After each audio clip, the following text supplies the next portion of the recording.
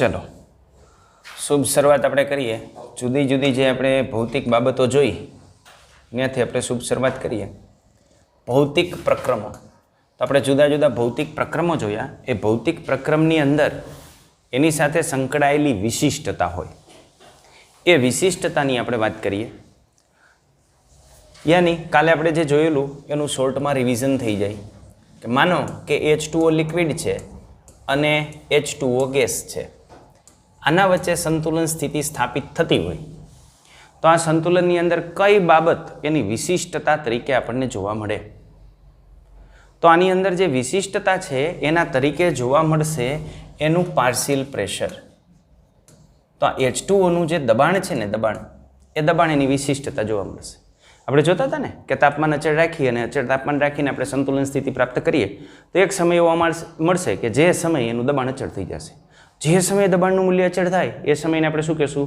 સંતુલન સમય કહેશું બરાબર તો આ રીતે સંતુલન સ્થિતિ આની અંદર પ્રાપ્ત થાય તો આ સંતુલન સ્થિતિ પ્રાપ્ત થઈ કેવી રીતે PH2O રેડી તો આ રીતે સંતુલન સ્થિતિ અહીં જે છે પ્રાપ્ત થઈ છે H2O લિક્વિડ અને H2O ગેસ તો જ્યારે પ્રવાહી વાયુ રૂપાંતરણ સંતુલન હોય ત્યારે આ સંતુલનની અંદર એની સાથે સંકળાયેલી બાબત છે પાર્શિયલ પ્રેશર ઓફ H2O આ જ રીતે માનો કે આપણે સંતુલનની વાત કરીએ કે એક સંતુલન એ પ્રકારનું છે કે જેની અંદર આપણે ઘન અને પ્રવાહી એક ઘન પદાર્થ છે અને એનું જે પ્રવાહી સ્વરૂપ છે એની સાથે સંતુલન સ્થિતિની અંદર છે તો આ સંતુલન સ્થિતિ સાથે વિશિષ્ટ પરિબળ એ છે કે આ સંતુલન ત્યારે જ સ્થપાય કે જ્યારે તાપમાન કેટલું હોય એના મેલ્ટિંગ પોઈન્ટ કેટલું હોય તો એના ગલન બિંદુએ આ પ્રકારનું જે છે એ સંતુલન સ્થપાતું હોય ગલન બિંદુ સિવાય આ સંતુલન ન સ્થપાય શક્ય નથી આપણે એના સિવાયની વાત કરીએ માનો કે કાલ આપણે સાદી સોડાની વાત કરી હતી તો જો આપણે સાદી સોડા બનાવીએ તો શું થાય તો સાદી સોડા બનાવી હોય તો આ જે વાયુ છે એ વાયુને આપણે શેની અંદર નાખવો પડે પાણીની અંદર ઓગાળી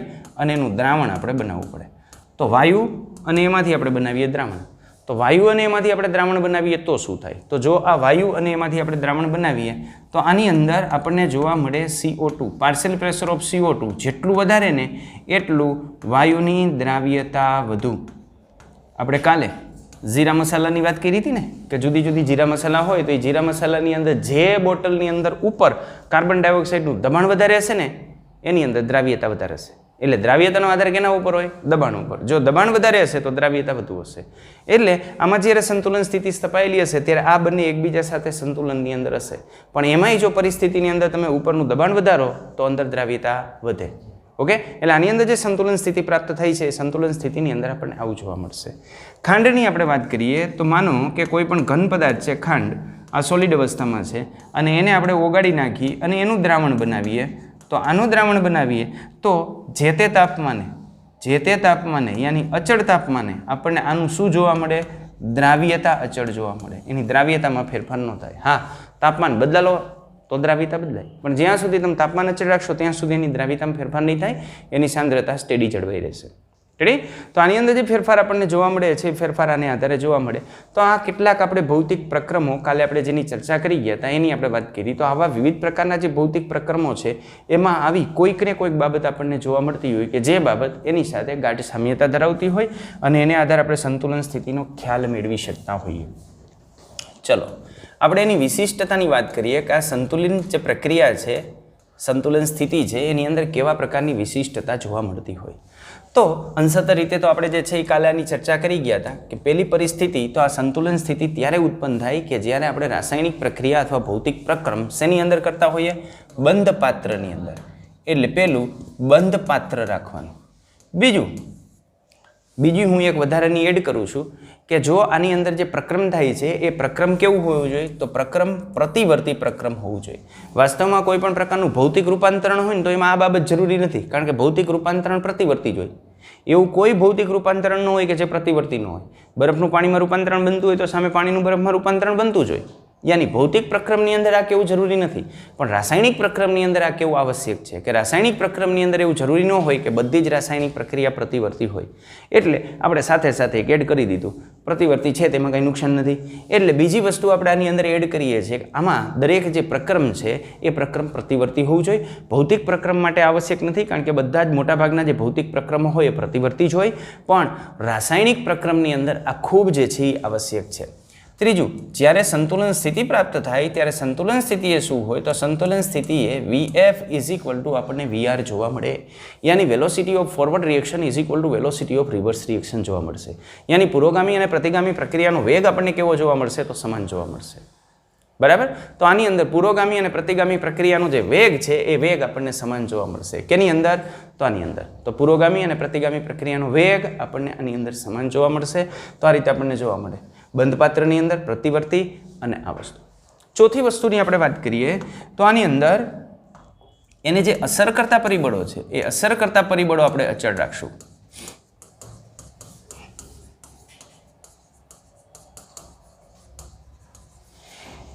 એને અસર કરતા જે પરિબળો છે એ પરિબળો આપણે અચળ રાખશું. જો આ પરિબળોમાં આપણે ફેરફાર કરીએ તો સંતુલન સ્થિતિમાં ફેરફાર થાય. પાણી અને એની વરાળ એના વચ્ચે સંતુલન સ્થિતિ સ્થપાયેલી હોય એમાં જો આપણે તાપમાનમાં ફેરફાર કરીએ તો સંતુલન સ્થિતિ બદલાય. પણ જ્યાં સુધી એને અસર કરતા પરિબળો છે એ આપણે અચળ રાખશું તો એ સંતુલન સ્થિતિ છે એ સંતુલન સ્થિતિ જળવાઈ રહેશે. એટલે એને અસર કરતા જે પરિબળો છે એ પરિબળો આપણે જનરલી કેવા રાખવાના હોય? અચળ રાખવાના હોય. એ ઉપરાંત આપણે જોઈએ તો આ દરેક સંતુલન સાથે ઓછામાં ઓછું એક એવું પરિબળ સંકળાયેલું હોય, ઓછામાં ઓછું એક પરિબળ સંકળાયેલું હોય કે જે પરિબળ એની વિશિષ્ટતા દર્શાવતું હોય. ઓછામાં ઓછું એક કે જે એની વિશિષ્ટતા દર્શાવતું હોય. અને આ જે વિશિષ્ટતા દર્શાવતું જે પરિબળ છે એ પરિબળનો ઉપયોગ કરી અને આપણને ખબર પડે કે પ્રક્રમ કઈ દિશામાં આગળ વધશે? પુરોગામી દિશામાં પ્રક્રમ આગળ વધી અને સંતુલન સ્થિતિ પ્રાપ્ત કરશે કે પ્રક્રમ પ્રતિગામી દિશામાં આગળ વધી અને સંતુલન સ્થિતિ પ્રાપ્ત કરશે? યાની પ્રક્રમની અંદર સંતુલન સ્થિતિ કેવી રીતે પ્રાપ્ત થશે એનો ખ્યાલ આપણે એને આધારે મેળવી શકતા હોઈએ. દાખલા તરીકે માનો કે આ પ્રક્રમની હું વાત કરું તો આ પ્રક્રમ સ્થપાઈ રહે છે. ક્યારે સ્થપાય છે? તો એક T તાપમાને. T તાપમાને આ પ્રક્રમ જ્યારે સ્થપાય છે ત્યારે પાર્શિયલ પ્રેશર ઓફ H2O મને ખબર છે કે આ જ્યારે સંતુલન સ્થિતિ પ્રાપ્ત થઈ આપણને અચળ T તાપમાન આપણે અચળ રાખીએ છીએ ત્યારે અહીં પાર્શિયલ પ્રેશર ઓફ H2O આપણને જે મળે છે એની કિંમત માનો કે આપણને મળી 0.23 બાર. આટલું મળ્યું 0.23 બાર. બરાબર. તો T તાપમાને જ્યારે આપણે આની પ્રક્રિયા કરીએ છીએ તો T તાપમાને આનું પ્રેશર આપણને આટલું મળે છે અને એની અંદર સંતુલન સ્થિતિ સ્થપાયેલી છે. બરાબર. પણ હવે મેં તાપમાન તો T જ લીધું છે પણ T તાપમાને હું આનું પ્રેશર માપું છું તો મને પ્રેશર કેટલું મળે છે? તો હું આનું પ્રેશર માપું કે આમાં પાર્શિયલ પ્રેશર ઓફ H2O કેટલું છે તો મને આ પાર્શિયલ પ્રેશર ઓફ H2O મળ્યું 0.20 બાર. કેટલું મળ્યું? 0.20 બાર. યાની જે હોવું જોઈએ એના કરતાં આ જેટલું મળવું જોઈએ એના કરતાં મને ઓછું મળ્યું. ઓછું મળ્યું પણ મને એ ખબર છે સંતુલને તો આટલું જ મળે છે. બરાબર. તો શું થશે? હજી દબાણ ઓછું છે એટલે દબાણમાં શું કરશે? વધારો કરશે. અને દબાણમાં વધારો કરવો હોય તેને શું ઉત્પન્ન કરવું પડે? વાયુરૂપ ઘટક ઉત્પન્ન કરવા પડે. અને જો એને વાયુરૂપ ઘટકો ઉત્પન્ન કરવા હોય શું કરવું પડે? પ્રક્રિયા કઈ ડાયરેક્શનમાં આગળ હાલવી પડે? પુરોગામી ડાયરેક્શનમાં. તો આ હું દબાણ માપું છું અને જો એ મૂલ્ય મને આટલું મળે છે તો એના ઉપરથી કહી શકીશ કે હજુ સંતુલન સ્થિતિ સ્ટેબ્લિશ નથી થઈ, એ થવાની તૈયારીમાં છે પણ હજુ થોડું કે પુરોગામી ડાયરેક્શનની અંદર આગળ ચાલશે અને પછી સંતુલન સ્થિતિ પ્રાપ્ત થશે. રેડી? તો આ સંતુલન સ્થિતિ વિશે આપણે આવી રીતે આગાહી કરી શકીએ. અને આના કરતાં ઉલટું માનો કે આપણે એ પ્રક્રિયા કરીએ છીએ અને એ પ્રક્રિયા દરમિયાન હું અહીં પાર્શિયલ પ્રેશર ઓફ H2O માપું છું અને જો પાર્શિયલ પ્રેશર ઓફ H2O મને મળી જાય 0.25 બાર યાની સંતુલન સ્થિતિએ જે હોવું જોઈએ એના કરતાં મને વધુ મળે તો મને ખબર પડે કે આ દબાણ તો વધુ મળી ગયું. દબાણ તો આના કરતાં સંતુલન સ્થિતિ ઓછું આવશે તો શું થાય? તો ઓછું લેવા માટે આપણે કઈ ડાયરેક્શનમાં ખસેડવી પડશે? દબાણ ઘટાડવું પડશે. અને દબાણ ઘટાડવા માટે આ વાયુ ઘટાડવો પડે અને લિક્વિડ વધારે ઉત્પન્ન કરવો પડે તો પ્રક્રિયા પ્રતિગામી ડાયરેક્શનની અંદર આગળ હાલશે.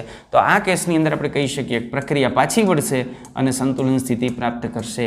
તો આવું ઓછામાં ઓછું એક માપી શકાય ને એવું મૂલ્ય એની સાથે સંકળાયેલું હોય કે જે એ સંતુલનની ચાડી ખાતી હોય અને એ જે સંતુલન સિવાયના કોઈ પણ મૂલ્યે આપણે એની કિંમત મેળવી લઈએ.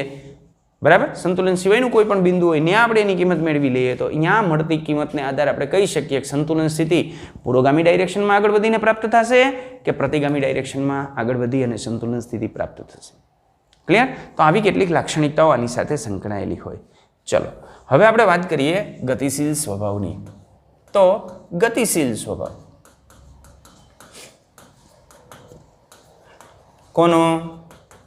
કોનો ગતિશીલ સ્વભાવ? સંતુલનનો. રાસાયણિક પ્રક્રમની અંદર ગતિશીલ સ્વભાવ. તો પહેલાં તો આપણે આમાં રાસાયણિક પ્રક્રમ જોશું અને પછી એ રાસાયણિક પ્રક્રમ ગતિશીલ છે કે નહીં એ આપણે પ્રૂવ કરશું. રેડી? તો રાસાયણિક પ્રક્રમ એટલે રાસાયણિક પ્રક્રિયા. માનો કે કોઈ રાસાયણિક પ્રક્રિયા થતી હોય તો એ રાસાયણિક પ્રક્રિયાની અંદર સંતુલન સ્થિતિએ સંતુલન ગતિશીલ સ્વભાવ ધરાવતો હોય, એ સ્થગિત અવસ્થા નથી, એવું આપણે આની અંદર પ્રૂવ કરવું છે. પણ એ પ્રૂવ કરવા માટે આપણે એક રાસાયણિક પ્રક્રિયાની જરૂર પડશે.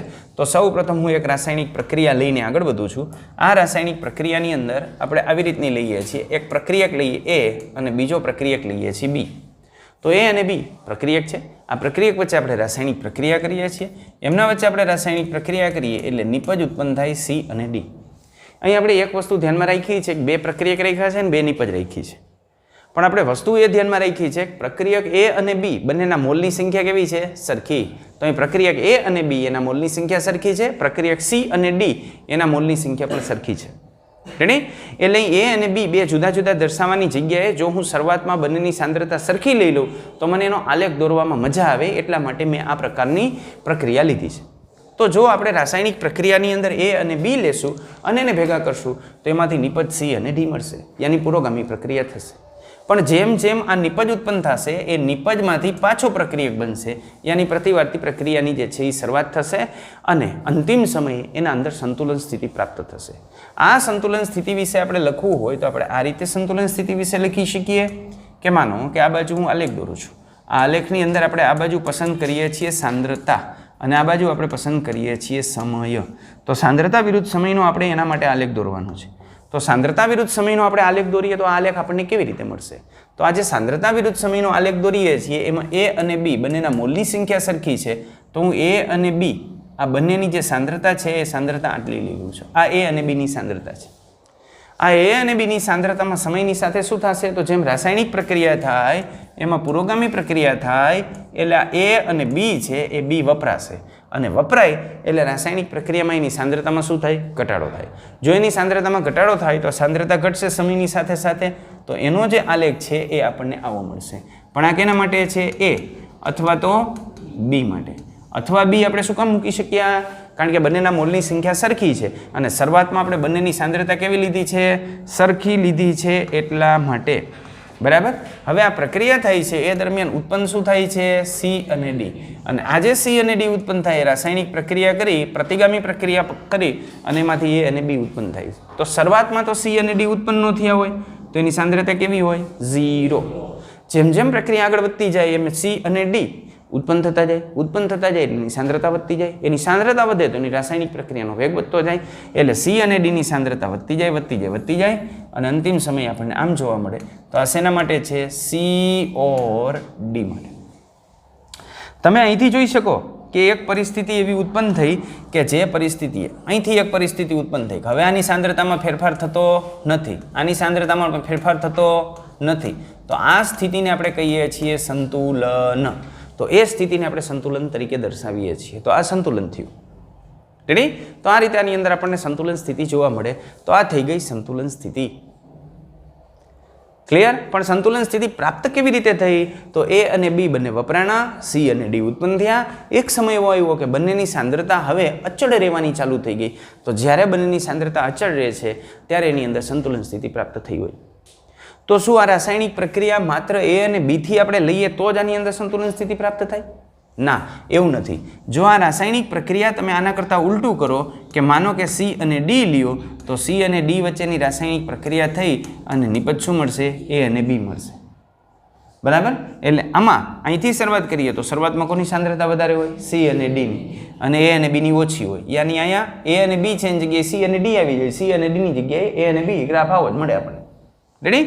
પછી એ અને બી ઉત્પન્ન થાય એટલે પ્રતિવર્તી પ્રક્રિયા થાય અને આ રીતે સંતુલન સ્થિતિ સ્થપાય.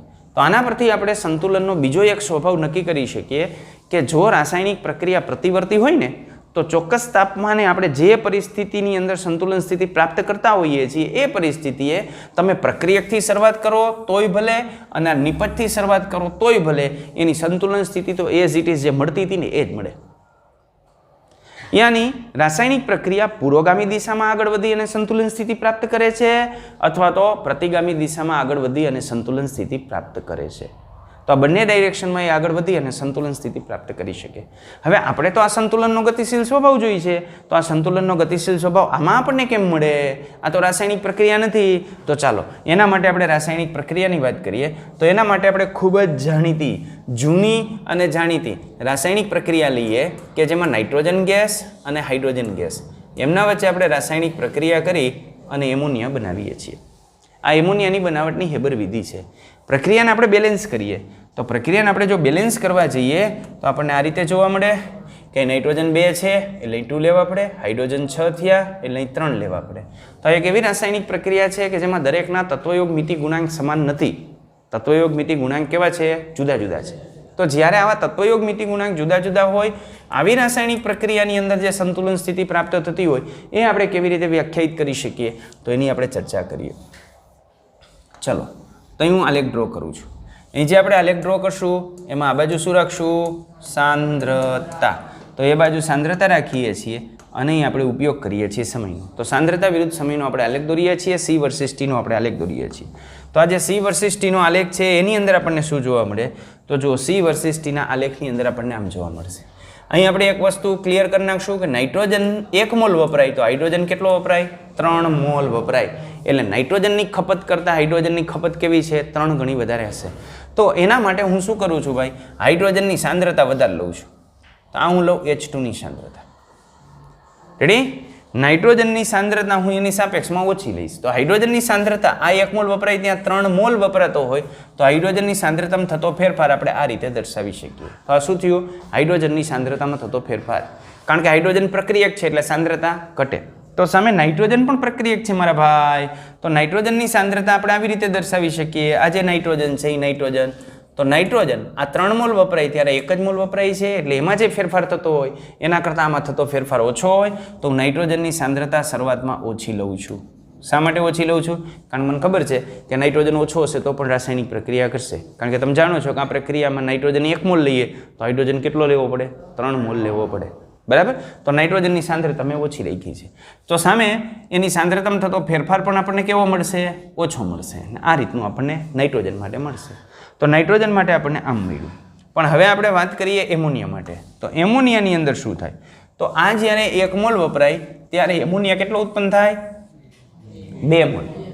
એટલે આના કરતાં આમાં જે ફેરફાર થાય ને બમણો થાય. તો આમાં જે ઘટાડો થયો એના કરતાં એમોનિયાની સાંદ્રતામાં આપણે બમણો ફેરફાર કરવો પડશે. તો શરૂઆતમાં તો એમોનિયા ન હોય. બરાબર? એટલે શરૂઆતમાં એમોનિયાની સાંદ્રતા 0. પણ જેમ આપણે પ્રક્રિયા આગળ વધારીએ એમ શું થાય? તો પ્રક્રિયા આગળ વધારીએ એમ એમોનિયાની સાંદ્રતા વધે. તો આ શેના માટે છે? એમોનિયા માટે છે. આ બધાય કર્વની અંદર જે ફેરફાર થયો એ શા માટે વધારે ઓછો ફેરફાર થયો ખબર પડી? કે આની અંદર જો સ્લોપ ઓછો, આની અંદર એના કરતાં વધારે ફેરફાર થયો, આમાં સૌથી વધારે ફેરફાર થયો. કારણ ખબર પડી આનું કારણ શું છે? કારણ એના તત્વયોગ મિતિ ગુણાંક. તો હવે આની અંદર ભાઈ આ પરિસ્થિતિએ સંતુલન સ્થિતિ આપણને પ્રાપ્ત થઈ ગઈ. તો માનો કે અહીંથી આ સંતુલન પ્રાપ્ત થઈ ગયું. તો આ સંતુલન સ્થિતિ એવી. હવે આપણે આ સંતુલનનો ગતિશીલ સ્વભાવ નક્કી કરવો છે. જો અચળ પરિસ્થિતિ આપણે જ્યારે બંધ પાત્રની અંદર આ પ્રક્રિયા કરતા હોય ને તો આ પ્રક્રિયાની અંદર હવે નાઇટ્રોજન, હાઇડ્રોજન અને એમોનિયા આ બધાનું પ્રમાણ અચળ જળવાઈ રહેશે. નહીં નાઇટ્રોજનની સાંદ્રતામાં ફેરફાર થાય, નહીં હાઇડ્રોજનની સાંદ્રતામાં ફેરફાર થાય, નહીં એમોનિયાની સાંદ્રતામાં ફેરફાર થાય. કોઈની સાંદ્રતામાં ફેરફાર નહીં થાય. રેડી? તો શું વાસ્તવમાં આ પ્રક્રિયા સ્થગિત છે? ના, આ પ્રક્રિયા સ્થગિત નથી. આ પ્રક્રિયામાં પુરોગામી અને પ્રતિગામી બંને પ્રક્રિયા સમાન વેગથી ચાલતી હોય અને બંને પ્રક્રિયાના વેગ સમાન હોય એટલા માટે આપણને શું જોવા મળે? તો આ બંને પ્રક્રિયાના વેગ સમાન હોય એટલા માટે આપણને જોવા મળે કે સમાન વેગથી પ્રક્રિયા આગળ વધે છે એટલા માટે આની અંદર સ્થિર સ્થિતિ આપણને જોવા મળે છે. પણ વાસ્તવમાં સ્થિર સ્થિતિ નથી, આ તો ગતિશીલ સ્થિતિ જ છે. તો રાસાયણિક રીતે સાબિત કરી દો કેવી રીતે થઈ શકે? તો ચાલો, આ રાસાયણિક પ્રક્રિયા છે એટલે આપણે આમાં હેલ્પ કરી શકીએ. હવે હું આની અંદર કેટલોક ડ્યુટેરિયમ ઉમેરું છું. શું ઉમેરું? આ જે પ્રક્રિયા મિશ્રણ છે એ પ્રક્રિયા મિશ્રણની અંદર કેટલોક ડ્યુટેરિયમ ઉમેરું. ડ્યુટેરિયમ યાની ભારે હાઇડ્રોજન. તો આ ભારે હાઇડ્રોજન આપણે આની અંદર ઉમેરીએ તો શું થાય? તો આપણી પાસે 2 કેસ આવે. કેસ નંબર 1, એની અંદર કેટલા ઘટકો છે? તો એની અંદર આટલા ઘટકો આપણને મળશે. તો એક આપણને એની અંદર મળશે N2, એક આપણને એની અંદર મળશે H2, એક આપણને એની અંદર મળશે D2 અને એક આપણને એની અંદર મળશે એમોનિયા. હવે થોડોક સમય તમે જવા દો. સૌ પહેલાં શું કરવાનું? ડ્યુટેરિયમ ઉમેરવાનું. આ સંતુલન મિશ્રણમાં અલ્પ પ્રમાણમાં ડ્યુટેરિયમ ઉમેરી દો, ભારે હાઇડ્રોજન ઉમેરી દો. એ ભારે હાઇડ્રોજન ઉમેરી અને પછી સંતુલન સ્થિતિ પ્રાપ્ત કરો. સંતુલન સ્થિતિ પ્રાપ્ત તો હતી જ, પણ થોડોક સમય હજુ એને આપો. એ સમય આપી અને પછી તમે એની અંદર ટેસ્ટિંગ કરો કે એની અંદર કયા કયા ઘટકો છે. જો સંતુલન સ્થગિત અવસ્થા હોય, યાની કે પૂર્વગામી પ્રતિગામી દિશામાં પ્રક્રિયા આગળ ન વધતી હોય, પૂર્વગામી પ્રતિગામી પ્રક્રિયા બંધ થઈ ગઈ હોય, તો એની અંદર આપણને કેટલા ઘટકો જોવા મળે? આટલા જોવા મળે. નાઇટ્રોજન એની અંદર હોય, હાઇડ્રોજન એની અંદર હોય, ડ્યુટેરિયમ એની અંદર હોય અને એમોનિયા એની અંદર હોય. રેડી? તો નાઇટ્રોજન, હાઇડ્રોજન, ડ્યુટેરિયમ ને એમોનિયા આટલા ઘટકો એની અંદર જોવા મળે. તો આપણે પ્રેક્ટિકલ કરશું અને પ્રેક્ટિકલને અંતે જો આપણને આટલા ઘટકો જોવા મળે તો આપણે છાતી ઠોકીને કહી દઈશું કે ભાઈ આ સ્થગિત અવસ્થા છે. બરાબર? પણ માનો કે એ ગતિશીલ હોય તો શું થાય? તો જો એ ગતિશીલ હોય તો આ નાઇટ્રોજન જેવી રીતે હાઇડ્રોજન સાથે પ્રક્રિયા કરે છે એવી રીતે ડ્યુટેરિયમ સાથે પ્રક્રિયા કરે.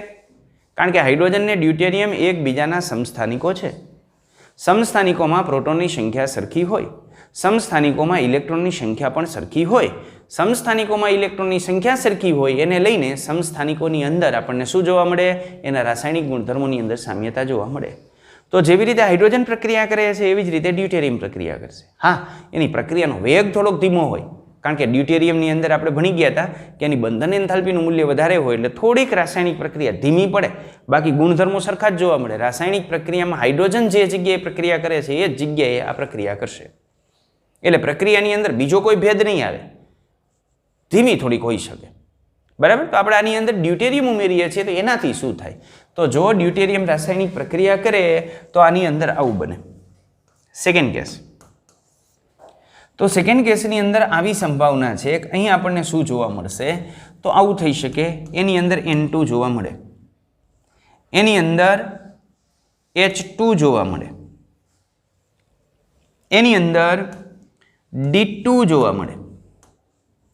આ ઉપરાંત જ્યારે એમાં એમોનિયા ઉત્પન્ન થતો હોય તો એમોનિયા NH3 પણ જોવા મળે.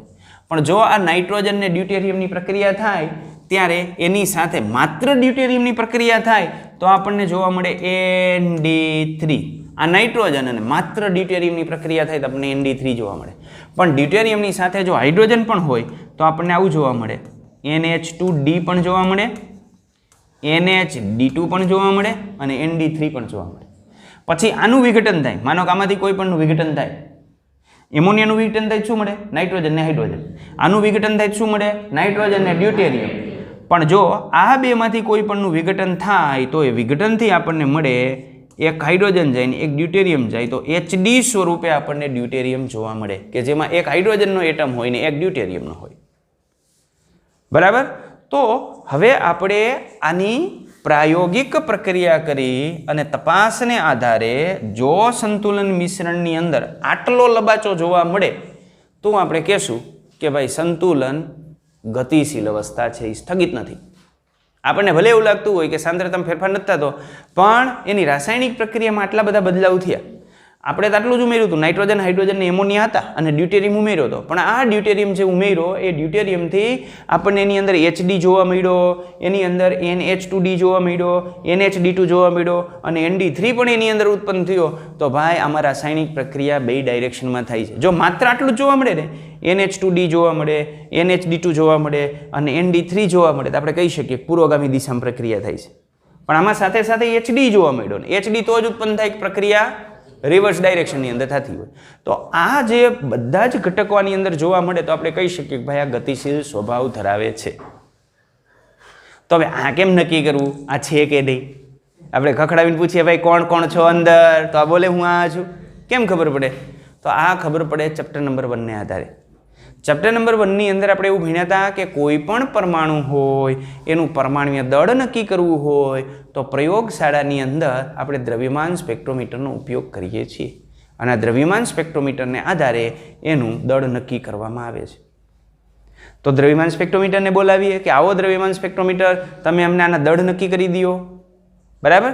તો જો પ્રક્રિયા ન થઈ હોત તો દળ આપણને કેટલું મળત? માનો પ્રક્રિયા ન થઈ હોત તો આપણને દળ કેટલું મળત? તો દળ આપણને આટલું જ મળત. આ નાઇટ્રોજનનું કેટલું હોય? 14. હાઇડ્રોજનનું કેટલું હોય? 2. ડ્યુટેરિયમનું કેટલું હોય? 4. અને એમોનિયાનું કેટલું હોય? 17. પણ આની અંદર આ HD એનું કેટલું હોય? 3. D2 કેટલું હોય? એનું 4. D2 તો છે જ, H2 છે એવું નથી લખતો. આનું 17 હોય પણ આનું હવે કેટલું થઈ જાય? 18. આનું કેટલું થઈ જાય? 19. અને આનું કેટલું થઈ જાય? 20. તો જો દ્રવ્યમાન સ્પેક્ટ્રોમીટરનો આપણે ઉપયોગ કરીએ અને દ્રવ્યમાન સ્પેક્ટ્રોમીટરની અંદર આ 4 દળ ધરાવતા જ ઘટકો મળે ને તો આપણે કહી દઈશું કે ભાઈ આ સ્થગિત અવસ્થા છે, તમારે લબાચો બંધ કરી દો. બરાબર. પણ જો દ્રવ્યમાન સ્પેક્ટ્રોમીટરનો આપણે ઉપયોગ કરીએ અને એ ઉપયોગને અંતે આપણને આટલું જોવા મળે કે આની અંદર 3 દળ વાળો જોવા મળે છે, 18 વાળો જોવા મળે, 19 વાળો જોવા મળે અને 20 વાળો જોવા મળે તો આપણે કહેવું પડે કે ભાઈ આ પ્રક્રિયા બંને ડાયરેક્શનની અંદર આગળ વધતી હશે, સંતુલન પ્રાપ્ત થઈ ગયા છતાં પણ આની અંદર આ પ્રકારની ક્રિયા થતી હશે. કારણ કે જો આ પ્રકારની ક્રિયા થાય તો જ આપણને શું જોવા મળે? આટલા ઉત્પન્ન થતા હોય. તો આને આધારે આપણે કહી શકશું કે અહીંયા જે પ્રક્રિયા છે એ પ્રક્રિયા કેવી હશે? ગતિશીલ સ્વભાવ ધરાવતી હશે. અને વાસ્તવમાં પ્રેક્ટિકલની અંદર આ જે ઘટકો છે એ ઘટકોની હાજરી પુરવાર થઈ અને આધારે આપણે સિક્કો મારી દીધો કે આ પ્રૂવ થઈ ગયું કે આમાં સંતુલન છે ને સંતુલન ગતિશીલ સ્વભાવ ધરાવે છે. બરાબર. તો આ સંતુલનનો ગતિશીલ સ્વભાવ આપણે આ રીતે નક્કી કરી શકીએ. આની અંદર તો શું માત્ર આ એકમાં જ નક્કી થાય? અરે એવું નથી, ગમે એની અંદર આપણે નક્કી કરી શકીએ. બીજી પ્રક્રિયા હોય તો એમાં પણ આપણે નક્કી કરી શકીએ. તો એના માટે હું એક બીજી પ્રક્રિયાનો સહારો લઉં. એ પ્રક્રિયા છે H2. H2ની આપણે પ્રક્રિયા કરીએ I2 સાથે. I2 સાથે પ્રક્રિયા કરીએ એટલે એમાંથી ઉત્પન્ન થાય 2HI. આ રીતે આ જે પ્રક્રિયા છે એમાં H2 અને I2ના મોલની સંખ્યા સરખી છે પણ એ જે ઉત્પન્ન થાય છે એ જે વપરાય છે એના કરતાં HIના મોલની સંખ્યા બમણી છે. એટલે આનો આપણે આલેખ ડ્રો કરવા જઈએ તો આપણને આનો આલેખ આ રીતે મળે. હું આનો આલેખ પહેલાં ડ્રો કરી નાખું. સાંદ્રતા C વર્સિસ ટાઈમ T એનો આપણે આલેખ ડ્રો કરીએ છીએ. H2 અને I2 એની સાંદ્રતા હું શરૂઆતમાં આટલી લઉં છું. HI તો શરૂઆતમાં હોય નહીં એટલે HIની સાંદ્રતા 0. તો જેમ આપણે પ્રક્રિયા આગળ વધારીએ એમ H2 અને I2ની સાંદ્રતા શું થાય? ઘટે. આ શેના માટે છે? H2 અને I2 માટે. પણ H2 અને I2ની જેટલી ઘટશે એના કરતાં HIની સાંદ્રતામાં શું થશે? બમણો વધારો થશે. હું થોડીક જગ્યા નીચે છોડી દઉં. ચાલો, આ H2 અને I2ની સાંદ્રતા છે. આ H2 અને I2ની સાંદ્રતા છે. આમાં આપણે ફેરફાર કરીએ એટલે આ સાંદ્રતામાં ફેરફાર થયો. કોનું છે આ? H2 અથવા તો I2. કારણ કે બંનેની સાંદ્રતા સરખી છે એટલે આપણને આ રીતે જોવા મળે. હવે HIની આપણે વાત કરીએ તો HIની અંદર આપણને આમ જોવા મળશે. HI આની સાંદ્રતામાં જેટલો ફેરફાર થાય છે એના કરતાં આની સાંદ્રતામાં બમણો ફેરફાર થશે. તો આ શેના માટે છે? HI માટે છે. આ HI માટે. આ શેના માટે છે? H2 ઓર I2. રેડી? તો આ રીતે સંતુલન સ્થિતિ અહીં પ્રાપ્ત થઈ. હવે આ આલેખ માનો કે હું HI થી શરૂઆત કરું તો શું થાય? માનો કે આ પ્રક્રિયાની અંદર હું લઉં છું HI અને શરૂઆત HI થી કરું. પ્રક્રિયક તરીકે હું HI લઈ લઉં અને પ્રક્રિયક તરીકે હું જે HI લઉં છું એની સાંદ્રતા હું આ રીતે રાખું. આ HIની સાંદ્રતા હું વધારે રાખું છું. બરાબર? આટલી રાખું છું. તો HIની સાંદ્રતા વધારે રાખીને પછી પ્રક્રિયા કરું તો શું થાય? તો HIની સાંદ્રતા વધારે રાખીને આપણે પ્રક્રિયા કરીએ ને તો સંતુલન સ્થિતિ આપણને આમ જોવા મળે. આમ HI મળ્યો આપણને. રેડી? ક્લિયર? તો આનું શું થયું H2 ના I2નું? તો H2 નું I2નું આવું થાય કે H2 ના I2 શરૂઆતમાં તો હતા નહીં, પછી ઉત્પન્ન થયા. તો ઉત્પન્ન થઈને ક્યાં પહોંચ્યા? તો ઉત્પન્ન થઈને આમ ઉત્પન્ન થયા. તો આ કેના માટે આપણને મળ્યું? તો આ આપણને મળ્યું H2 અને I2 માટે. અને આ કેના માટે છે? HI માટે. આ બંને આલેખ મારે મર્જ કરવા હોય તો કેવી રીતે મર્જ કરી શકું? તો જો આપણે આ બંને આલેખ મર્જ કરવા હોય તો આપણે આ રીતે મર્જ કરી શકીએ. એનું મિક્સિંગ આપણે કરવું હોય તો આ રીતે આપણે એનું મિક્સિંગ કરી શકીએ. આ કોન્સન્ટ્રેશન છે, આ કોન્સન્ટ્રેશન છે. રેડી? અહીં આની સાંદ્રતા આટલી લીધી, આની સાંદ્રતા સમય સાથે આમ ઘટી અને અહીંયા 0 થઈ ગઈ. રેડી? અને HI વાળી આપણે વાત કરીએ તો HI શરૂઆતમાં નહોતો એટલે એ શરૂઆતમાંની સાંદ્રતા નથી એટલે આમ આપણે આગળ વધ્યા. આની સાંદ્રતામાં અચળ થઈ અને અહીંથી વધી અને એની સાંદ્રતા આપણને ક્યાં ગઈ? તો એની સાંદ્રતામાં જે છે એ આ વધારો થયો અને વધારો થઈને એની સાંદ્રતા પહોંચી આ જગ્યાએ. તો આ રીતનો આપણને આલેખ એનો મળે. પણ આ વચ્ચે જે પોર્શન મળે છે એ પોર્શનની અંદર આપણને શું જોવા મળતું હોય? સંતુલન સ્થિતિ જોવા મળતી હોય. ઇન શોર્ટ, તમે H2 અથવા તો I2 લઈને સંતુલન સ્થિતિ પ્રાપ્ત કરો તોય સંતુલન સ્થિતિ તમને અહીંયા સરખી જ મળે, બરાબર. અને જો HI લઈને સંતુલન સ્થિતિ પ્રાપ્ત કરો તોય સંતુલન સ્થિતિ તો તમને સરખી જ મળે. એટલે આ રીતનો આલેખ આપણને એની અંદર જોવા મળે. હવે આમાં ગતિશીલ સ્વભાવ આપણે સાબિત કરવું હોય તો કરી શકાય? હા, કરી શકાય. તો આમાં શું કરવાનું? રેડિયો એક્ટિવ આયોડિન ઉમેરવાનો, 131 વાળો. આને રેડિયો એક્ટિવ આયોડિન કહેવાય. તો જો રેડિયો એક્ટિવ આયોડિન આપણે આની અંદર ઉમેરીએ તો આને આધારે આપણે એનો ગતિશીલ સ્વભાવ નક્કી કરી શકીએ. કેવી રીતે નક્કી થાય આને આધારે? તો અત્યારે તો માત્ર ને માત્ર આપણને એની અંદર H2 જોવા મળશે, I2 જોવા મળશે અને HI જોવા મળશે, બરાબર. પણ આમાં I2 આપણે આ I131 વાળો I2 રેડિયો એક્ટિવ આયોડિન નાખીએ તો રેડિયો એક્ટિવિટીનો ગુણધર્મ માત્ર ને માત્ર કેમાં હશે? પ્રક્રિયકમાં હશે. નિપજમાં રેડિયો એક્ટિવિટીનો ગુણધર્મ જો ન આવે તો આપણે કહેશું કે પ્રક્રિયા સ્થગિત છે, બરાબર. પણ જો થોડા સમય પછી અહીં જે HI મળે છે એની અંદર પણ રેડિયો એક્ટિવિટી આપણને જોવા મળે તો આપણે કહેશું આપણે નાખ્યો તો ખાલી પ્રક્રિયકમાં, તો અહીં નિપજમાં કેવી રીતે મળી ગયો? તો નિપજમાં એટલા માટે મળ્યો કે એ પ્રક્રિયકમાંથી નિપજ બની. અરે ભાઈ, સંતુલને કેમ બની? તો કે બને. તો HI ની સાંદ્રતા કેમ ન વધી? ન વધે. કેમ ન વધે? કારણ કે જેટલું HI બન્યું હોય સામે એટલું HI નું વિઘટન થયું હોય. તો આ રીતે આપણે આની અંદર જે છે એ સમજાવી શકીએ. તો આ રીતે H2 અને I2 વચ્ચેની જે પ્રક્રિયા છે એ પ્રક્રિયાની અંદર પણ આપણે કહી શકીએ કે સંતુલન ગતિશીલ સ્વભાવ ધરાવે છે. પણ એ ગતિશીલ સ્વભાવ માટે આપણે ઉપયોગમાં લઈએ કોણ? તો એનો આયોડિન. કયો iodine? Radio active iodine. Ready? તો અહીં રેડિયો એક્ટિવ આયોડિનનો ઉપયોગ આપણે આની અંદર કરીએ છીએ. ચાલો, ટેક વિલ્યો આટલું.